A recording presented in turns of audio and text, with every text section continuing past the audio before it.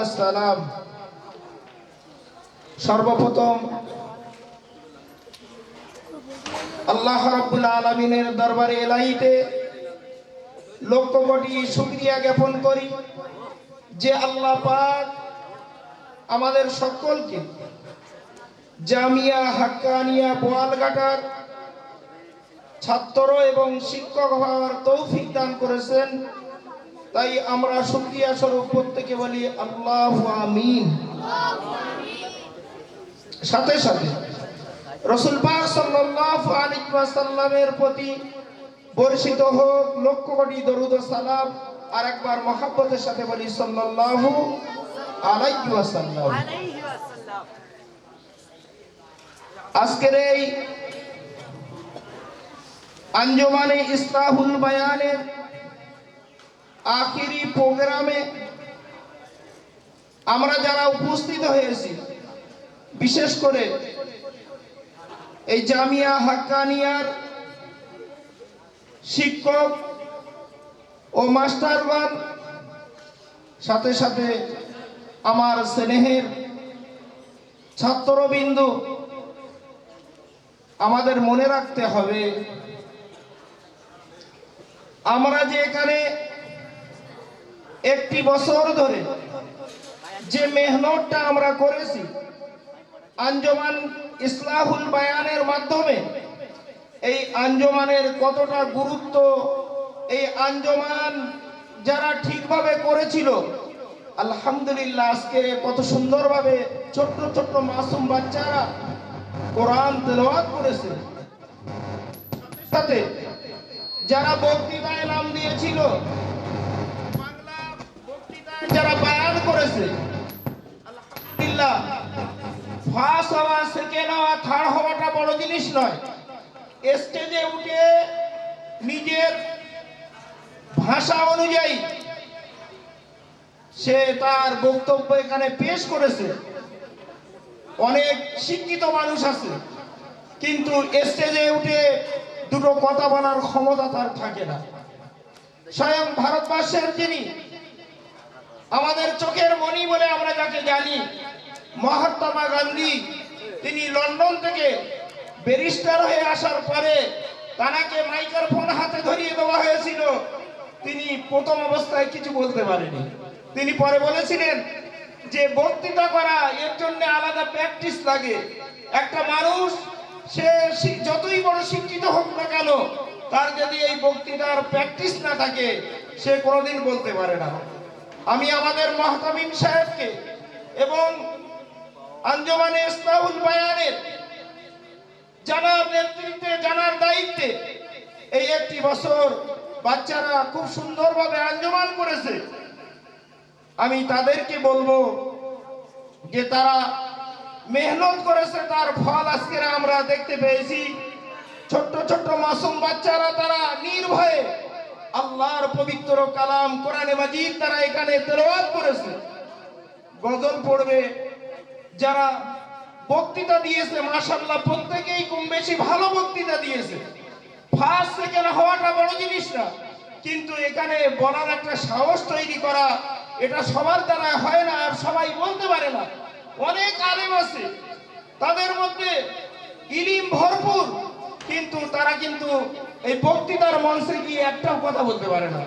তাদেরকে হাদিস পড়াতে দেন, তাফসীর পড়াতে দেন, ঘন্টা কি ঘন্টা তাফসীর করে যাবে, হাদিস পড়িয়ে দেবে, কিন্তু স্টেজে বক্তৃতা করতে বললে তারা পারে না। আবার এখন বর্তমান সময়ে দেখবেন সে মাদ্রাসার কটা দৌড় কটা জানেলা হয় সে জানে না, কিন্তু মাইক্রোফোন হাতে দিলে আপনার একদম চিল্লে মিল্লে একদম গজল সুরিয়ে গজল বলে সাধারণ মানুষকে মাত করে দিচ্ছে, অথচ মাদ্রাসার দৌড়ও দেখিনি সে কোনোদিন। তো দেখুন, আমার ছাত্র ভাইদের উদ্দেশ্যে আমি বলছি বেশি বেশি করে মেহনত করতে হবে। যারা আঞ্জুমানে ফাঁকি দিয়েছে তারা আজকে বুঝতে পারছে যে আমি ফাঁকি দিয়েছিলাম বলে আমার কিরাতটা ভালো বলতে পারিনি, আমি ফাঁকি দিয়েছিলাম বলে আমার বক্তৃতাটা সুন্দর হয়নি। ওই জন্যে এবছর তো চলেই গেল, কিন্তু আগামী বছরে আমাদের দৃঢ় এমন ভাবে শুরু থেকে নিজেকে তৈরি করার জন্য মজবুত করে নিতে হবে যে আমার একটাও আঞ্জুমান যেন না ছেড়ে যায়। আমার যত কষ্ট হোক না কেন, আঞ্জুমানের যারা দায়িত্ব আছে মাশাআল্লাহ তারা সারা বছর খুব সুন্দর দায়িত্ব পালন করেছেন।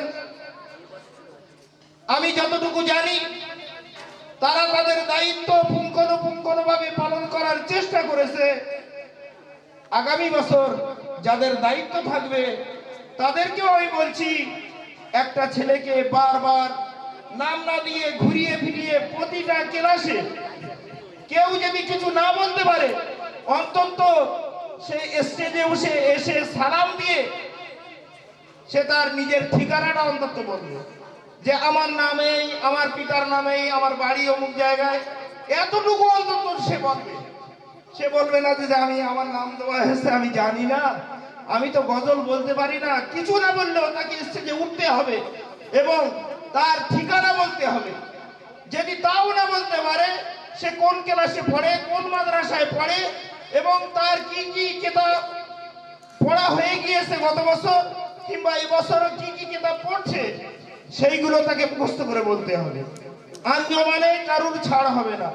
আর আঞ্জমানে যারা ফাঁকি দেবে তাদের দশা ওইরকম হবে, ওই মহাত্মা গান্ধীর মতো স্টেজে উঠে কয়েক মিনিট মাইক্রোফোনের সামনে চুপচাপ বসেছিলেন, কথা বলতে পারেনি।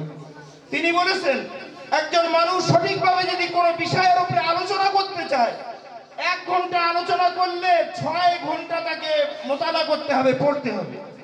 6 ঘন্টা মোতালা করলে 1 ঘন্টা বলতে পারবে। তাই মহাপণ্ডিত মহাত্মা গান্ধী তিনি লন্ডন থেকে ব্যারিস্টার পাশ করে আসার পরে তার এই আঞ্জমানের অভ্যাস ছিল না, তিনি প্র্যাকটিস করেনি বক্তৃতা, যার জন্য তিনি স্টেজে কয়েক মিনিটের জন্য চুপচাপ ছিলেন। ওই জন্য আমার ছাত্র ভাইদেরকে বলবো, দেখো দিন প্রসারের জন্য শুধু ইলম অর্জন করলে হবে না, তোমার বুক বলের সাথে মুখ বল থাকতে হবে। ইলম যদি না থাকে তোমার তো সব বেকার। 1 নম্বরে তোমাকে ইলম অর্জন করতে হবে সঠিকভাবে, শুদ্ধ সহিভাবে কোরআন তেলাওয়াত করতে হবে, কোরআনের মানে মতলব বুঝতে হবে, হাদিসের মানে মতলব বুঝতে হবে, মাসলা মাসাইল বুঝতে হবে।